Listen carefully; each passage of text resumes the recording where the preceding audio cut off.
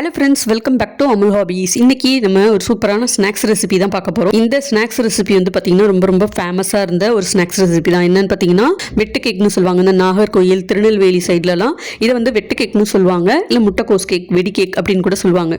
உங்கள் ஏரியாவில் இதை என்ன பேர் சொல்லுவாங்க அப்படிங்கிறத எனக்கு கமெண்ட்டில் சொல்லுங்கள், நானும் தெரிஞ்சுக்கிறேன். முதல்ல இது பண்ணுறதுக்கு ஒரு முட்டை உடச்சி ஊற்றிக்கலாம்.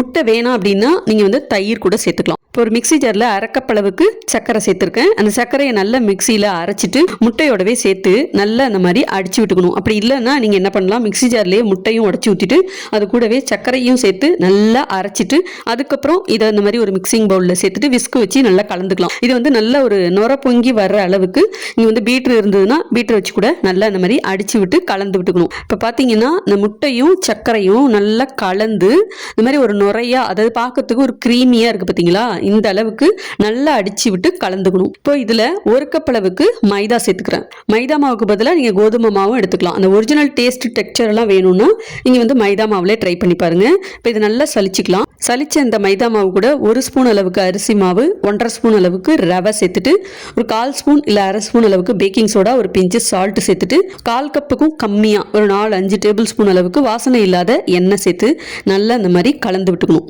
கையாலே நல்லா கலந்து விட்டுக்கோங்க. எண்ணெய் வந்து வாசனை இல்லாத எண்ணெயாக சேர்த்துக்கோங்க. கடலை எண்ணெய், தேங்காய் எண்ணெய் இதெல்லாம் சேர்த்திங்கன்னா உங்களுக்கு அந்த வாசனை அடிக்கும். அதனால் வாசனை இல்லாத ரீஃபைண்ட் ஆயில் இருக்கு இல்லையா, அதை வந்து நீங்கள் சேர்த்துக்கோங்க. எல்லாத்தையும் ஒன்றா கலந்துட்டு பால் சேர்த்து பிசைஞ்சிக்கணும். இப்போ இதை வந்து பால் சேர்த்து பிசையும் போது கொஞ்சம் பார்த்து கவனமாக பிசையணும். நிறைய பால் சேர்த்துட்டிங்கன்னா அப்புறம் மறுபடியும் மாவு சேர்க்குற மாதிரி ஆகிடும்.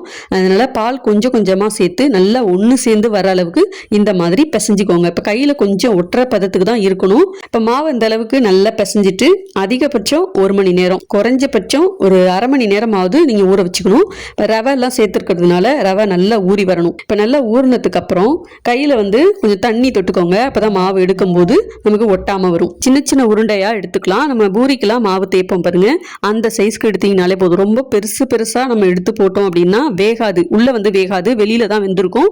உள்ள மாவு வந்து வேகாமல் பச்சையாக இருக்கிற மாதிரி இருக்கும்.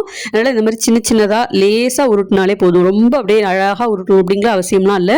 நல்ல எண்ணெய் சூடானதுக்கு அப்புறம் இந்த மாதிரி 4-5 அந்த மாதிரி ஒரு பேட்சா போட்டு பொரிச்சு எடுத்துக்கலாம். நல்ல எண்ணெய் சூடானதுக்கு அப்புறம் அடுப்பு தீயை குறைச்சி வச்சுட்டு இந்த மாதிரி கொஞ்சம் கொஞ்சமாக போட்டு பேட்சா பொரிச்சு எடுத்துக்கலாம். மொத்தமாக போட்டுட்டீங்கன்னா அது உள்ள வேகிறதுக்கு இடம் இருக்காது.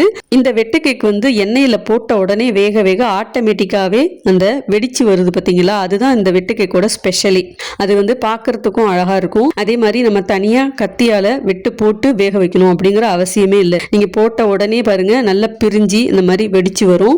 நல்லா அந்த மாதிரி செவந்து வறுபட்டதுக்கு அப்புறம் இதை எடுத்துட்டு அடுத்த பேட்ச் போட்டு பொரிச்சுக்கலாம். இதை வந்து நீங்க 1 மாசம் ஆனாலும் வச்சு சாப்பிடலாம், கெட்டு போகாம இருக்கும். இது வந்து நல்ல டீ டைமுக்கு ஒரு பெஸ்ட் ஸ்நாக்ஸ்னே சொல்லலாம். நீங்க இது வரைக்கும் இதை செஞ்சு சாப்பிட்டதில்லை அப்படின்னா ஒரு தடவை செஞ்சு சாப்பிட்டு பாருங்க. இதோட டேஸ்ட்டுக்கு நீங்க அடிக்ட் ஆயிடுவீங்க. டீ கடை கஜடா, முட்டைக்கோஸ், வெட்டு கேக், வெடி கேக்னு ஏகப்பட்ட பேர் இருக்குது. இன்னும் என்னென்ன பேர்லாம் இருக்குங்கிறது எனக்கு தெரியல.